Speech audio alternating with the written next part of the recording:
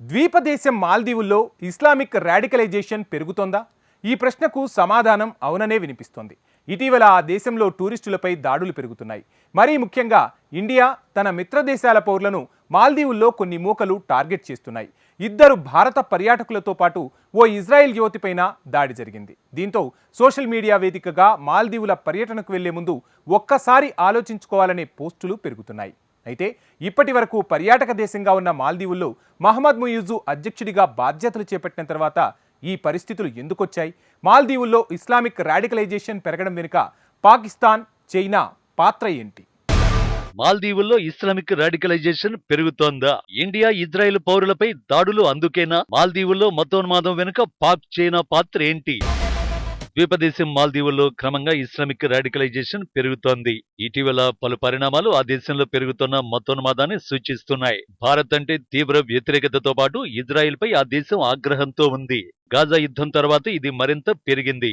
మాల్దీవుల parliament ఇటీవల పాలస్తీనాపై Israel దాడుల్ని ఖండిస్తూ ఏకగ్రీవ తీర్మానం చేసింది. ఈ తీర్మానం ఇజ్రాయెల్ పాస్పోర్టులో ఉన్న వారి రాకను, ఇజ్రాయెల్ తయారు చేసిన వస్తువుల దిగుమతిని నిషేధిస్తుంది. మరోవైపు గత నెల 29న మాలేకి 7 కిలోమీటర్ల దూరంలో ఉన్న హుల్హుమలేలోని సెంట్రల్ పార్క్ సమీపంలో మాల్దీవుల్లోని స్థానిక ప్రజలు, ఇద్దరు భారతీయులకు మధ్య జరిగిన వాగ్వాదం దాడిగా మారింది. రాత్రి 9 గంటల సమయంలో ఇరు వర్గాల మధ్య ఘర్షణ చోటు చేసుకుంది. ఇద్దరికి గాయాలు కాగా వారిని ఆసుపత్రికి తరలించారు. ఈ దాడిలో ఒకరిని అదుపులోకి తీసుకున్నారు. భారతీయులను మాత్రమే కాదు, ఇజ్రాయెల్ టూరిస్టుల్ని విడిచిపెట్టడం లేదు. తాజాగా ఓ ఇజ్రాయెల్ మహిళా టూరిస్టుని స్థానిక ప్రజలు వేధించారు. ఏప్రిల్ 30న ఓ ద్వీపం నుంచి ఆమెను తరిమి కొట్టారు. దీన్ని ఆ దేశానికి చెందిన రాజకీయ నాయకుడు మహమ్మద్ జాకీ గర్వంగా షేర్ చేశాడు. ఇజ్రాయెల్ దేశం మారణహోమం చేస్తున్న సమయంలో ఆ దేశానికి చెందిన ఓ టూరిస్ట్ ద్వీపంలోకి ప్రవేశించేందుకు ప్రయత్నించింది. ఆమెను స్థానికులు తరిమేశారు. ఆమె ప్రస్తుతం ఎయిర్పోర్టుకు వెళ్లే మార్గంలో ఉంది. మానవత్వం ఇకపై వారిని స్వాగతించదు అని ఎక్స్ వేదికగా కామెంట్స్ చేశారు. నిజానికి ఆ దేశంలో ఇటీవల తీవ్రవాదం క్రమంగా పెరుగుతోంది. ఐఎస్ఐ ఉగ్రవాదులే కాకుండా పాకిస్తాన్ ఆధారిత లష్కరే తోయిబా ఉగ్ర మూకలు మాల్దీవుల్లో తిష్టవేశాయి. 2014-18 మధ్య ఇస్లామిక్ స్టేట్ కోసం పోరాడేందుకు 5 లక్షల మంది ఉన్న మాల్దీవుల నుంచి 250 మంది వెళ్లారు. అలా వెళ్లిన వాళ్లలో చాలా మంది చనిపోయారు. నివేదికల ప్రకారం 2004 సునామీ తర్వాత మాల్దీవుల్లో ఇస్లామిక్ రాడికలైజేషన్ పెరిగింది.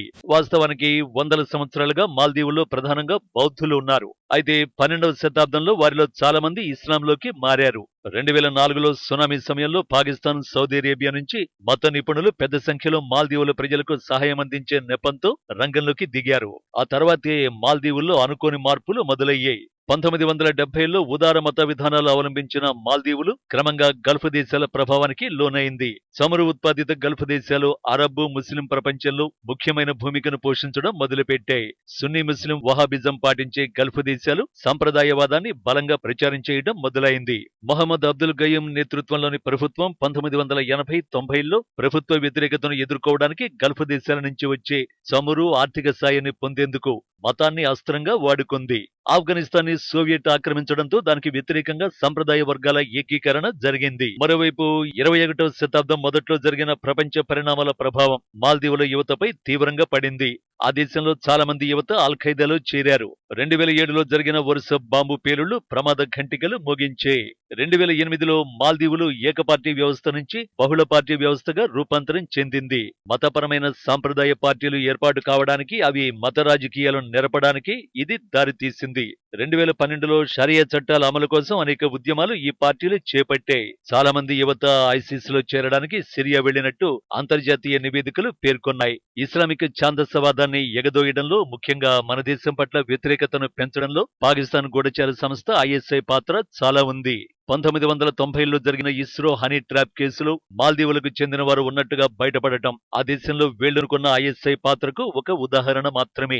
1978 నుంచి 2008 వరకు సుమారు 30 ఏళ్లు మాల్దీవులను ఏకధాటిగా పాలించిన మౌమూన్ అబ్దుల్ గయూం, ఆయన తర్వాత ప్రభుత్వాన్ని ఏర్పాటు చేసిన మాల్దీవియన్ డెమోక్రటిక్ పార్టీ అధ్యక్షుడు మొహమ్మద్ నషీద్, 2018లో అధ్యక్షుడిగా ఎన్నికైన ఇబ్రహీం సోలిహ్ భారత్తో సన్నిహిత సంబంధాలు కొనసాగించారు. కానీ 2013 నుంచి 2018 మధ్యకాలంలో అధికారంలో ఉన్న అబ్దుల్లా యామిన్ ప్రభుత్వం భారత వ్యతిరేక విధానాలు అనుసరించింది.